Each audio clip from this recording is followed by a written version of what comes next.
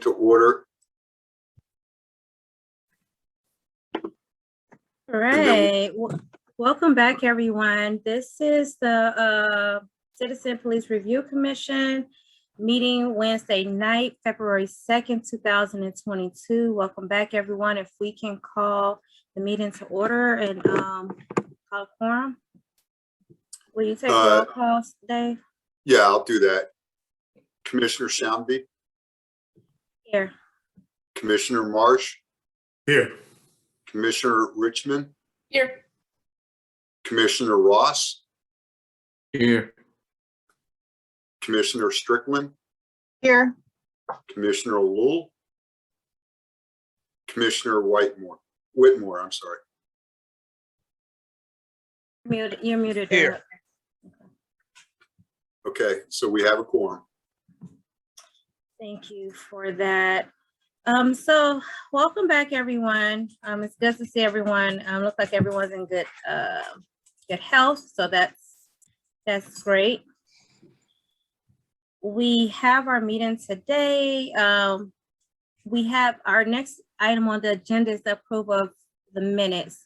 There's been some time between meetings, and so at this time we don't have any minutes to approve.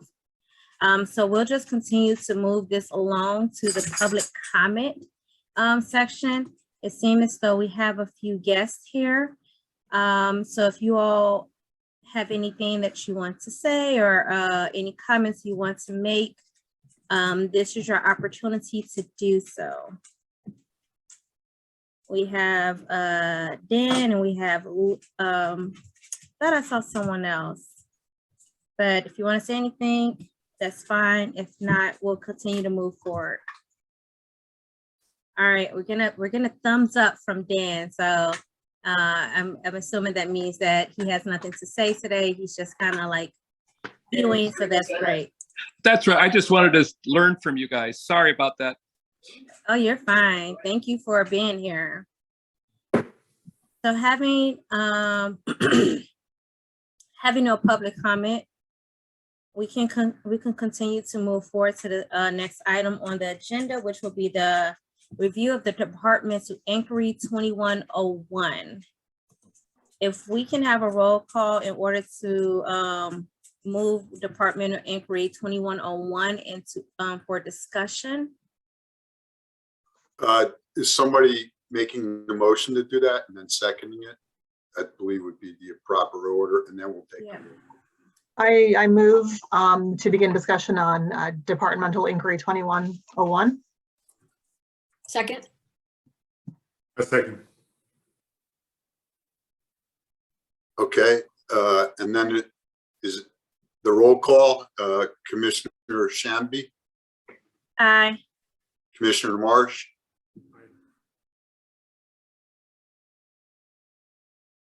Aye. Commissioner Richmond, Aye. Commissioner Ross, Aye. Commissioner Strickland, Aye. Commissioner Whitmore. Aye. Motion passes. All right, so the ayes have it. So we're gonna pass it over to, are we passing it to Commander Glue or are we passing it over to Chief Eddington? Commander Glue will handle this. Okay. Good evening, everybody. How's everybody doing? Good. So to review this case, I'm going to reference the Departmental Inquiry summary that was sent out. It basically states that on the 22nd of July this year, we received a complaint. The accused officer was basically disrespectful to a staff member who was handling it or assisting with an involuntary committal. The staff member refused to complete a complaint register, but did want an investigation. So it was handled as a DI. And the allegations, I will summarize, were Rule 1 and Rule 2, which are at the beginning generic rules, and then Rule 18, which was disrespectful behavior, willful maltreatment or abusive language towards any person and whether it be a citizen or member of the department, and then failure to provide prompt and correct service. So on the 21st of July of this year, 4 EPD officers responded to a patient's residence along with staff of a mental health facility to potentially make an involuntary committal. They tried to locate the patient and they could not.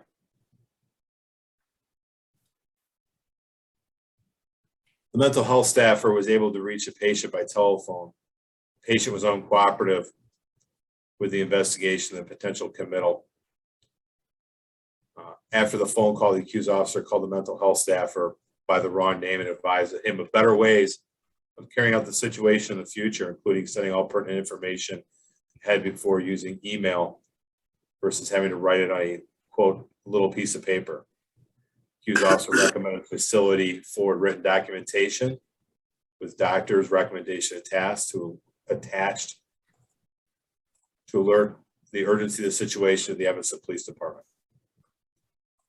Accused officer also stated due to vague threats of the patient, there was a lack of agency and that the facility should do more to get the patient additional care. All parties left the scene. So then this complaint was reviewed by the OPS sergeant and assigned a DI number and sent through the chain of command for further review. The accused officer basically gave a statement that was consistent with previous accounts and what was related to the OPS sergeant. He stated the mental health staffer was not able to stay engaged during the conversation because he was texting and not able to provide the important information. Furthermore, the mental health staffer did not complete a petition for involuntary committal. The accused officer stated throughout the call he was respectful, professional, and courteous to the staffer, even though he was disappointed with how ill-prepared the staffer was. So the sergeant reviewed it and exonerated the accused officer of all rule violations. The commander reviewed it, all pertinent documents, and found that the accused officer did violate rules 1 and 20. The deputy chief also reviewed the case file and the investigation and concurred with the commander that there was a violation of rules 1 and 20. There was a recommendation of how to handle this situation with regards to discipline by the commander. That was shift level counseling, and concurred with the deputy chief. So there is we have referenced in the memos that you guys have gotten the case file. There's reference a conversation with regards to another officer communicating to their recruit that this call was not handled probably the best. So we have the accused officer's body worn camera, which is about 13 minutes. We'd like to review that. And then we've taken the other video from the assisting officer stating that he did not feel that that was properly handled. And now that we've done before, if we don't have any questions with the summary, we should review the body worn camera footage.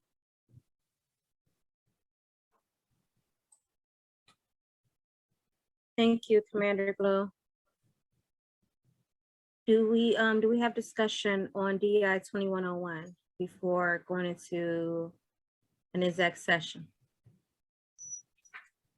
Just a comment, and I did want to review it, no doubt, but I guess that's the issue, right? That those kind of mental health issues and that connectivity between officers and, you know, mental health staff, that's what we're trying to get to and try to better everywhere, certainly here in Evanston, where we can work together with mental health issues. I mean, there's more mental health issues today than it's probably ever been. So, you know, that's what we're trying to get to. That's the point of that connectivity between police officers and mental health staff So that's just a comment that we just have to get better with that. But I do looking forward to seeing the video.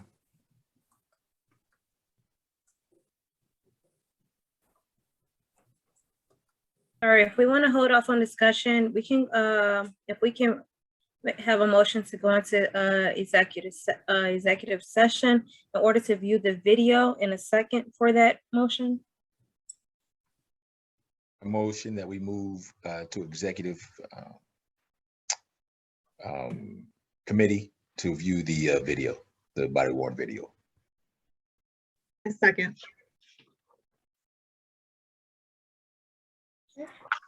And we'll take a roll call to confirm that. Chair Shambi, Aye. Commissioner Marsh, Aye. Commissioner Richmond, Aye.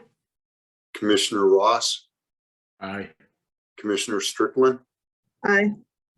Commissioner Whitmore. Aye. Chair Shamby, this is Luke Stowe. I think Dan Coyne dropped off, but Fred Tannenbaum is on. So I don't know if maybe we could get Fred's cell phone number. We can call him when we're coming back into open session. If Mr. Tannenbaum would like to chat to Mr. Stowe directly or Mr. Stoneback, your phone number, the commission is gonna go into a closed session in order to review the video. As they stated earlier, the video is about 13 minutes long. As soon as the video is done, we'll come back into an open session and we'll have discussion based on the viewing of that video. Would you like my phone number? Yes, that'd be fine. Yes, and I can give you a call when we're back in the regular session. Please enter your security code. 312-613-1323. Please enter your security code. Should I repeat that? 312-613-1323. Yes, I apologize. I had originally got onto your other link, but was wrong. I found this one, so sorry that I came late. I will leave and you'll call me back? Yes, everybody's going to leave this meeting and then go to a separate Zoom meeting, which will record separately. I'm And familiar. then when they come out of exec session, I will give you a call and we'll be back on the Zoom meeting that you're on now. Okay, thank you very much. I also see we have a Carly Sutton. Carlos. Carlos Sutton, yeah. And Mr. Sutton, were you able to hear what we said earlier about going into a closed session?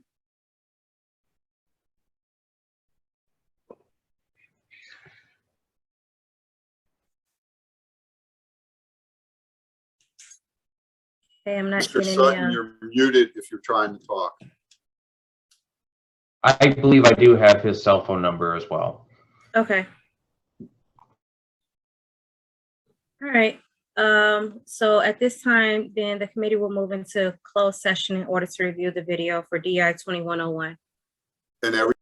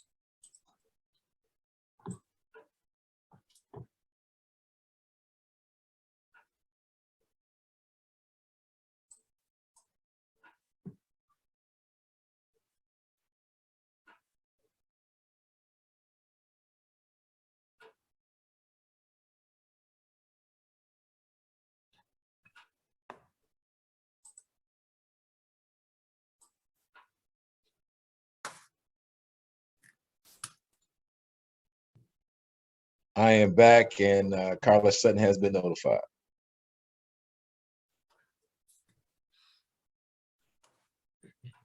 Sounds good. It seems that we have everyone back from the closed session. So before we went into closed session, we began discussion on DI 2102. And if after seeing the video, I want to ask if there's any further discussion regarding what we witnessed, what we saw in closed session.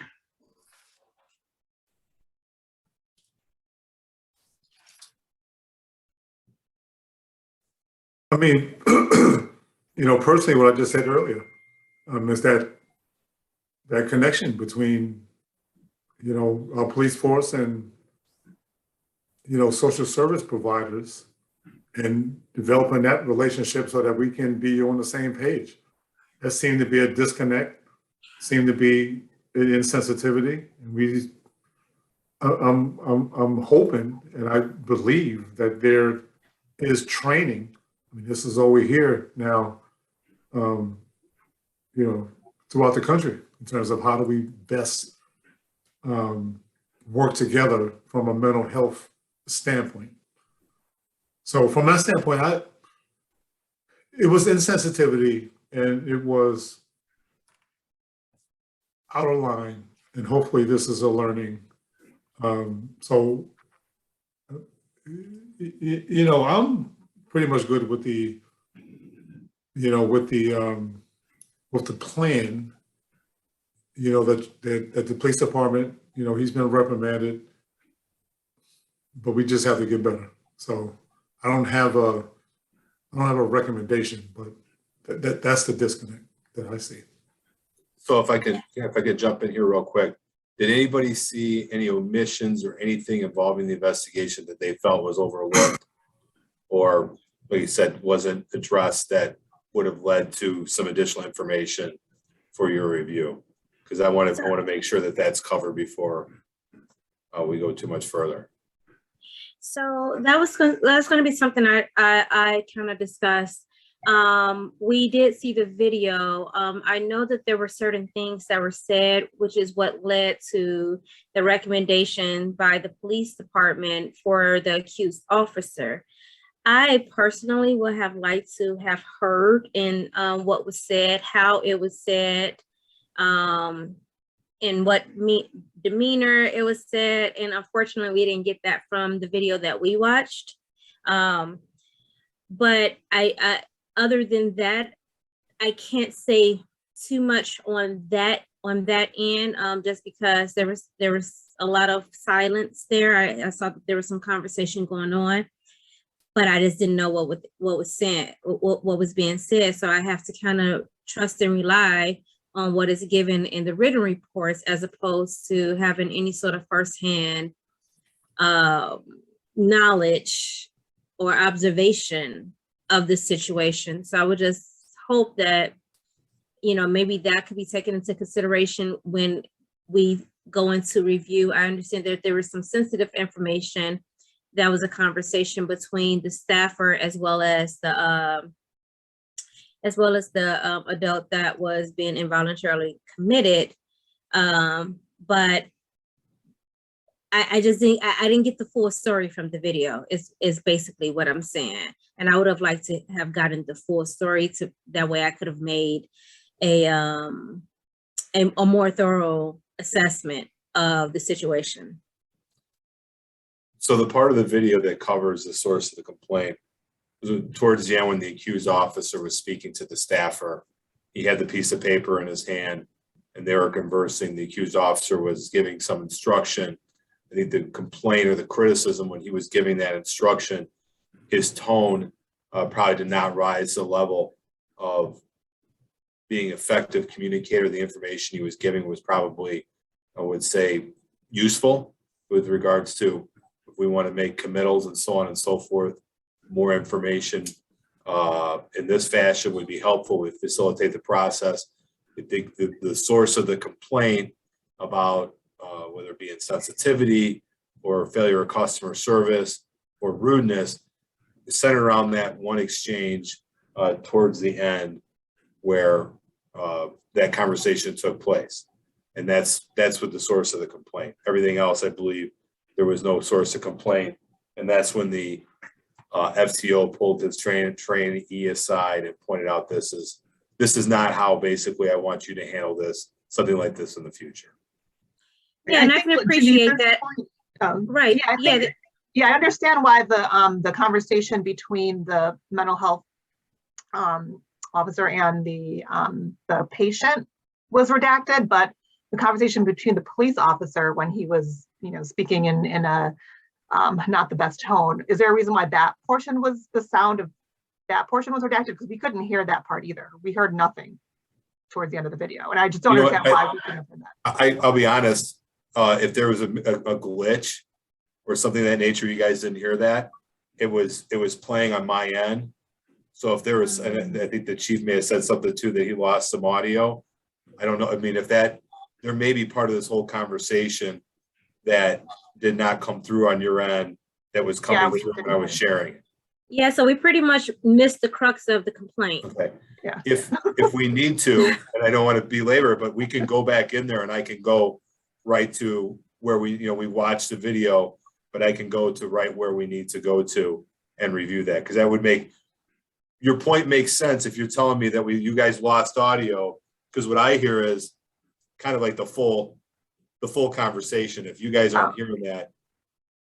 So Commander Glue, is there some kind of policy on how mental health staffers are instructed, or the police officers are instructed to deal with mental health patients? Because as I know through experience, that is a very, can be a dangerous situation for officers. And when you come to the scene and you don't have all the information, there would, in my case, be a level of frustration because I'm not getting all the information and all that kind of thing. So is there a policy? Is there like something written that these guys should present to the officers so they have the complete picture when they go to those scenes?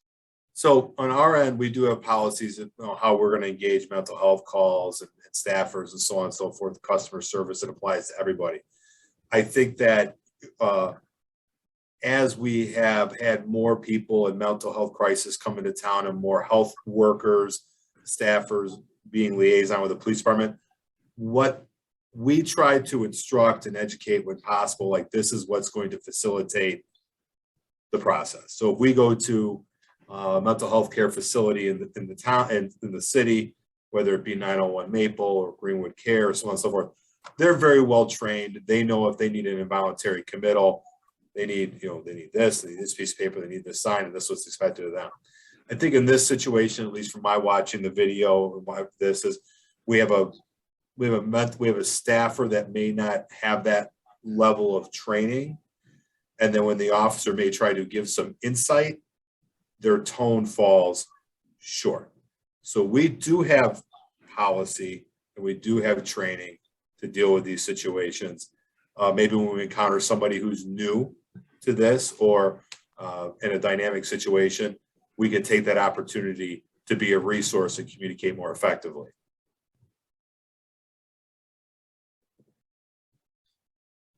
So I asked, like I said, I'm not trying to take up everybody's night, but I do not want to deny people the opportunity to see basically the source of the complaint. But I think that would require us to adjourn back to a couple minutes of executive session.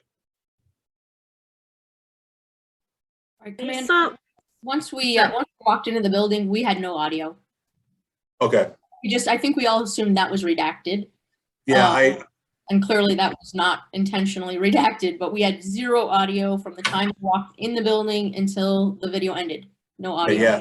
So yeah, I had audio, so I don't know where somewhere in the Zoom universe it all dropped off.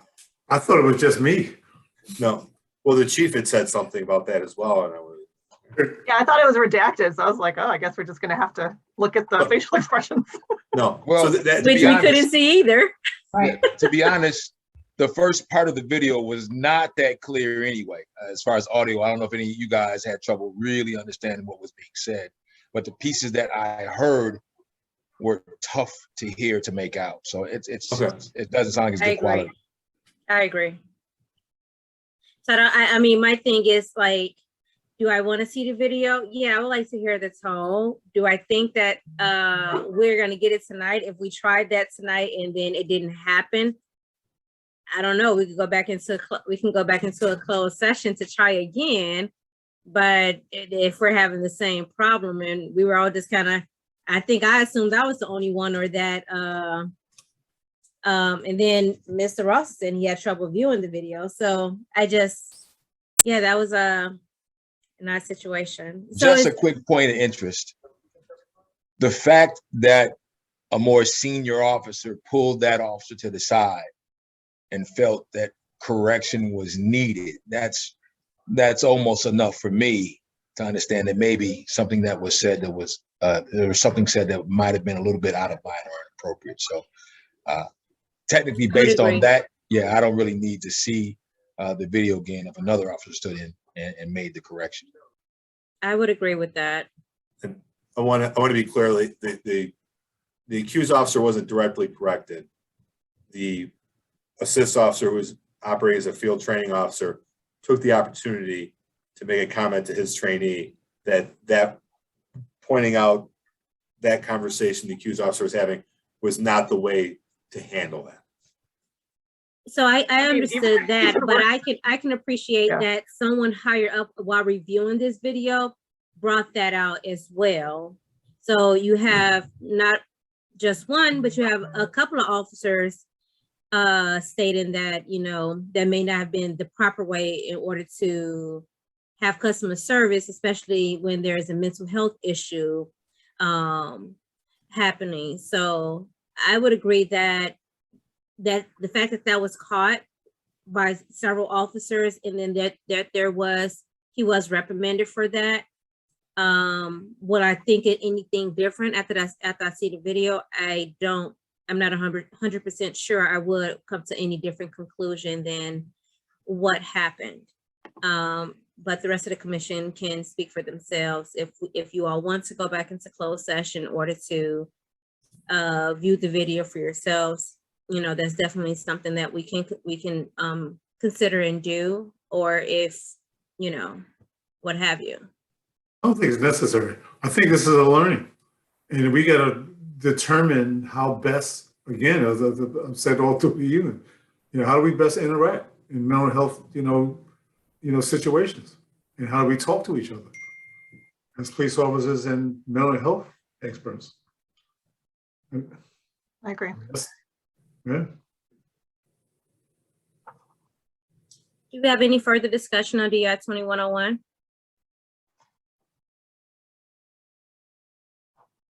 Having no further discussion, I guess we can take a vote on whether or not we move this over to HRC.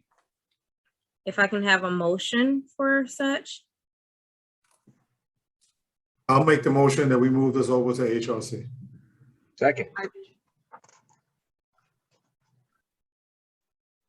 So I'm back if we can have a roll call for the motion.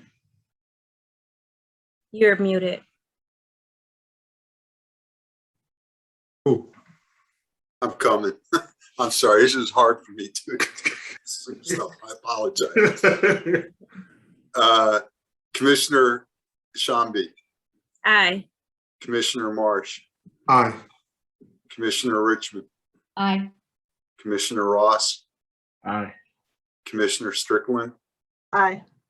Commissioner Whitmore. Aye.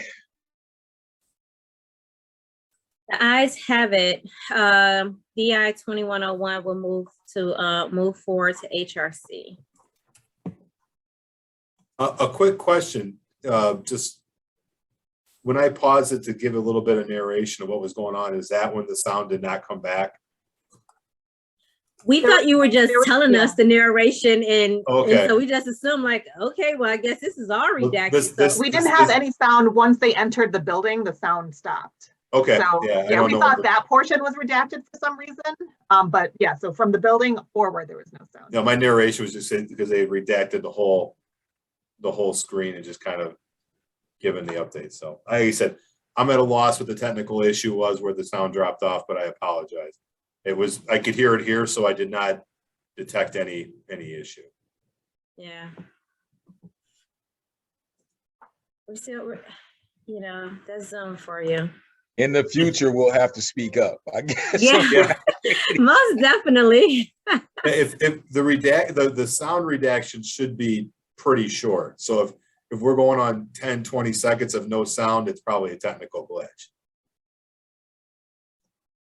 We went on minutes without sound. Yeah. More than half the videos. Yeah. Okay, so next on the agenda, we have new business, but we don't have anything listed on the new business. But we do have something that last time we were in a meeting, we did, as I know that my time as the chair of the commission has expired. I've been holding on to the position until someone wants to take the reins. So I don't know if that could be something we can talk about on the next one, but if you all can just kind of consider it, then that'd be great. And then we can kind of pass an email around in our next meeting, then we can have a vote on the new chair. I promise you guys, it is not a lot of work, so. Can I ask a question? Like, I guess, Dave, you're the one that's managing this thing? Yes, I found out about 2 days ago I'm managing this, so I will be better prepared for the next one. I will make sure to put that as an agenda item. Can we get an update on what our term limits are? I am very confused as to that as well, because the appointments did not match what the ordinance required. The ordinance said 2 commissioners should be elected for 1 year, 3 for 2 years, and 4 for a 3-year term. And the way, that's what the ordinance said, the code, but the way the appointment was made, 3 people were elected to 1-year term, 3 to a 2-year term, and 3 to a 3-year term. And as far as I can see, Clarence Weaver was elected to the 3-year term, but it's my understanding he's already off. I would say that that's correct. I thought at some time Kimberly did kind of reissue the term limits to comply with the ordinance. I will have to kind of like go back and review that, but I thought she did do something like that. And she may have, I just didn't have time to research everything today. So tomorrow I was going to research some more and then contact you after I did more research to try to get the absolutely, correct order. So yes, I will get that worked out. If it doesn't snow too much, and I'll get back in touch with the committee next week and inform everybody what I found out and whose term is who. I have made the mayor aware that you're already short to 2 vacancies, and that the whole plan was that they would be filled so that have some consistency.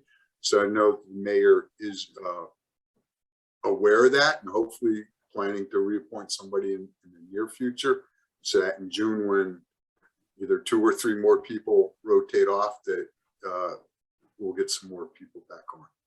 Okay. Sounds good. And Commander Glue, do we have any sense of how many files are potentially in the pike for the next meeting? Definitely 1 for sure, maybe more than that, but the one we have coming is a I would say a lengthier investigation. I'm not going to say that it's super interesting, but due to the number of accusations made, the length of the investigation, how long it took, and the amount of body-worn camera footage that were required to be reviewed, it is probably going to take some time. Okay. Thank you. Any further discussion?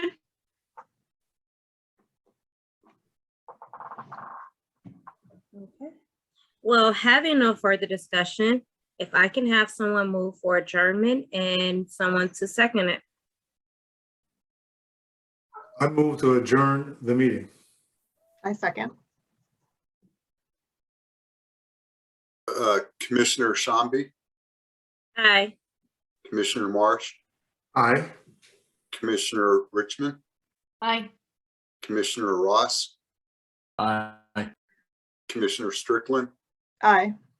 Commissioner Whitmore. Aye. The ayes have it. Thank you, everyone, for coming in to the meeting. It was good to see everyone. Thank you to Chief Edison, to Mr. Stoneback, as well as to Commander Glue for being here as well, and for all of our guests. And also, thank you, Mr. Stowe, for being our tech support tonight. You guys have a great evening. Great All right. thing. Thanks, All right. everyone.